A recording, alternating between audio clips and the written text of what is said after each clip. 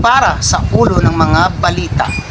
Senior citizen na kumuha ng police clearance sa bayan ng Rojas, arestado matapos madiskubring may nakabinbin na kaso. Ayan, arestado ang isang 62 taong gulang na lalaki matapos madiskubring may nakabinbin na kaso habang kumukuha ng police clearance sa bayan ng Rojas sa Palawan.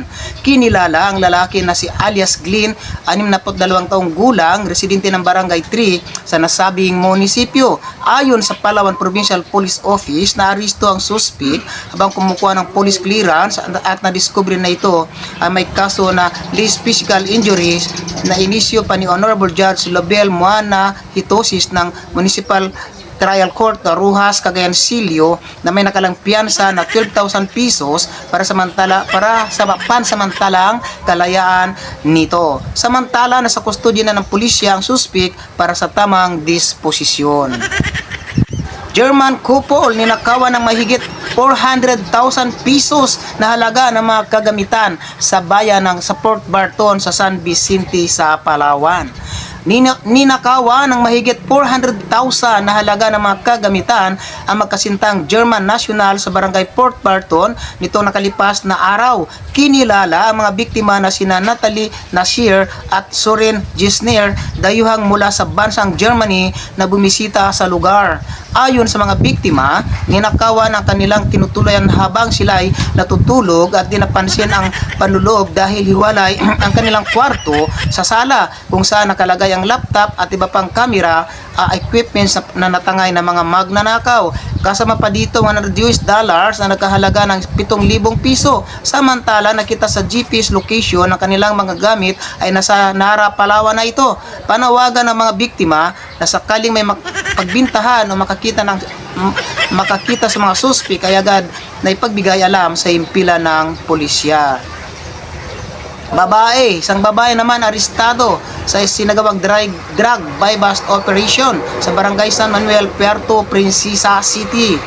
Arestado ang isang street level individual o SLI sa sinagawang drug buy-bust operation ngayong gabi sa Purok Bayanihan, Barangay San Manuel.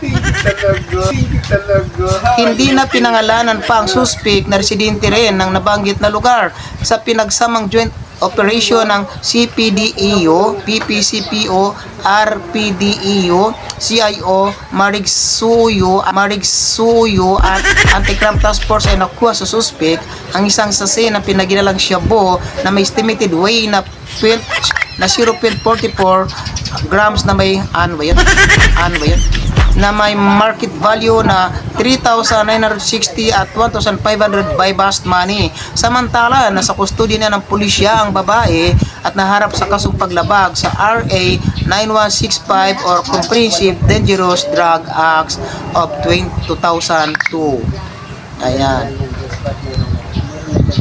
Mahigit 1,000 board feet ng kahoy na kumpiska sa bayan ng El Nido. Isa sa mga suspect, arestado. Arestado ang isang lalaki habang nakatakas naman ang isa pa nitong kasamahan matapos na makumpiska mula sa mga ito ang mahigit 1,000 board feet ng iba't ibang uri ng kahoy sa sitio Manlalik, Barangay Manlig, El Nido, Palawan, pasado alas 8 ng gabi, January 24, 2024. Nakilala at ang naaresto na si alias Paul habang pinaghahanap naman ang nakatakas na si alias Ruli na parehong residente ng nasabing lugar. Ayon sa El Nido MPS or Municipal Police Station, nakatanggap sila ng impormasyon na mayroong Toyota Hi-Ace van na may kargang mga lumber mula sa Barangay Pangkol sa bayan ng Taytay sa Palawan ang ibibiyahe patungong Barangay Manlag sa bayan ng El Nido. Kaya naman agad na nagsagawa ng operasyon ng mga ito kung saan huli sa akto na ibinababa ng mga suspect ang iba't ibang uri ng kahoy. Kabilang sa mga nakumpiskang 244 board feet ng kahoy na ipil at 1,331 board feet na iba pang kahoy na tinatayang magkakahalaga ng 106,480. Liban dito ay may nakuha rin isang kalibre ng baril at mga bala sa sasakyan ng mga suspect kung saan walang maipakitang kaukulang dokumento ang mga ito sa naturang armas. Ang mga nakumpiskang mga kahoy at sasakyan ay nasa kustodya niya ng DNR Centro El Nido, Taytay, habang dinala naman sa himpilan ng pulisya ang nakuhang barel at ang naristong suspect na naharap sa kasong paglabag sa PD 705 o Forestry Reform Code of the Philippines at sa RA 10591 o ang Comprehensive Firearms and Ammunition Regulation Act. Higit 100 board feet ng kahoy na mahogani nasabat na magkasunod na operasyon sa Quezon, Palawan. Nasabat sa dalawang magkahiwalay na joint operation ng DNR Centro at Coast Guard Intelligence Group ang dalawang top-down na may kargang higit 100 board feet ng kahoy na mahogani.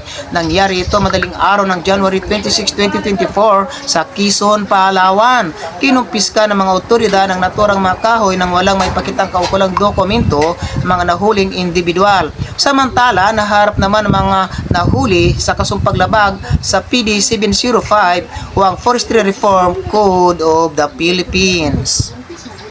Isa patay sa banggaan ng motorsiklo at tricycle sa Roxas, Palawan. Driver ng motor nahulihan pa ng droga. Dead on arrival sa paggamutan ng sakay ng isang tricycle matapos magkabanggaan ng mga ito ng isang motorsiklo sa National Highway ng Barangay Tinitian, Roxas, Palawan, bandang alas 4 ng hapon, January 28, 2024. Kinilala ang namatay na biktima na si Bernabe Sobrepiña, 65 taong gulang, habang sugatan naman ang driver ng tricycle na kanyang nakatatandang kapatid na si Benedito Sobrepiña, 71 taong gulang. Sugatan din at isinugod sa paggamutan ng driver ng motorsiklo na kinilala sa alias na Greg at ang kanyang backrider na si alias Vina. Sa inisyal na investigasyon ng pulisya, binabagtas ng dalawang sasakyan ang parehong linya ng kalsada nang mangyari ang insidente. Nang makarating ang mga ito sa bahagi ng Barangay Tinitian, ay nagsignal ang tricycle na ito ay kakaliwa, bagay na hindi naman umano napansin ng sumusunod na motorsiklo dahil dito ay nagbangga ng dalawang sasakyan na naging dahilan para magtaho ng matinding pinsala sa ulo ang sakay ng tricycle at sugat naman ang tinamo ng sakay ng motorsiklo. Sa kalagitnaan naman ng investigasyon ng PNP ay nahulihan ng 3 pakiti na pinagalang shabu ang driver ng motorsiklo at kasalukuyang nasa kustodya ng kapulisan. Patong-patong na kaso naman ang isa sa inaasang isasampa rito na may kaugnayan sa illegal na droga at sa aksidenteng kinakasangkutan nito. 10 taong gulang na batang lalaki ay patay matapos atakihin ng mga turong. Patay ang isang 10 taong gulang na lalaki nang atakin umano ng mga turong nitong hapon ng Biyernes sa 26 ng Enero sa Barangay Tanataon, Dumaran, Palawan. Ayon sa tuwin ng biktima na si Bobby Kindo, kasama ng bata ang kanyang aso na naglalakad sa labas ng kanilang tahanan nang masagi ng aso ang bahay ng mga turong. Nagawa pa umanong tumakas ng bata mula sa turong, ngunit nahirapan na itong huminga at binawian ng buhay makaraan ng 1 oras. Dagdag pa ng tiyuhin ng bata at umano ng tusok ng turong ang katawan ng bata kung kaya't namatay ito. Propesor ng Palawan State University Main Campus arestado ng CIDG Palawan sa Barangay Tinigiban, Puerto Princesa City. Huli ang dating dean at kasalukuyang propesor ng Palawan State University Main Campus sa isinagawang offline pagtugi sa Barangay Tinigiban, Puerto Princesa City. Kinilala ang guro na si Vilma Binos Andoy, 52 anyos at residente ng Purok United Homes Owners Association, Barangay Tinigiban, Puerto Princesa City. Sa isinagawang offline pagtugis ng CIDG Palawan ay naaresto ang suspect sa kasong grave o oral defamation under Article 358 of the RPC under criminal case number 24696 sa inisyu na warrant of arrest ni Honorable Enrique C. Celda, presiding judge of Municipal Trial Court, 4th Judicial Region, Branch 3, Puerto Princesa City, Palawan, dated January 18, 2024 at may nakalang piyansa para sa pansamantalang kalayaan na naghalaga ng 18,000 pesos. Samantala, nasa kustodya na ng pulisya ang guro para sa tamang disposisyon. Chief of Police ng Bayan ng Rizal sa Palawan, muntik nang masaksak sa isang police operation.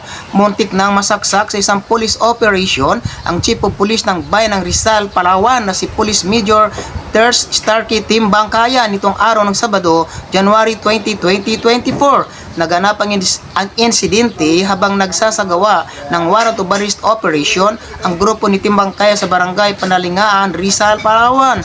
Maswerte naman hindi nasugatan ng nasabing pulis at agading naaresto ang suspek. Banggaan na karagdagan pang detalye. Banggaan na karagdagan pang detalye. Banggaan na karagdagan pang detalye. Abangan ang karagdagan pang detalye sa Radyo Bandera. Ano ba? Ba't may Radyo Bandera? Ano ba? Ba't may Radyo Bandera? LGBT member huli dahil sa kasong istapa sa bayan ng Ruhas sa Palawan. Huli ng Ruhas PNP ang isang LGBT member dahil sa kasong istapa sa bayan ng Ruhas, Palawan. Pasado alas 2 ng hapon kahapon, January 22, 2024. Kinilala ang suspect na si alias Ruby na nireklamo matapos itong magsangla ng lupa sa kalaunan ay napag-alamang hindi niya pagmamayari. Ayon sa mag-asawa na kanyang nabiktima, una na silang nakapagbayad ng 208,000 matapos mapaniwalang pag-aari nito ang lupa dahil na rin sa kanilang naging kasunduan sa abogado. Pero patuloy mano ang paghihingi nito ng pera sa mag-asawa kung saan muling nagtransaksyon ng mga ito kahapon at humingi ng 17,000 sa mag-asawa. Dito na ikinasahang ng mga otoridad ang isang entrapment operation at tuloy ang nahuli ang suspek. Sa ngayon ay nasa kustodya na ng Ruhas PNP ang suspek at naharap sa kasong estapa.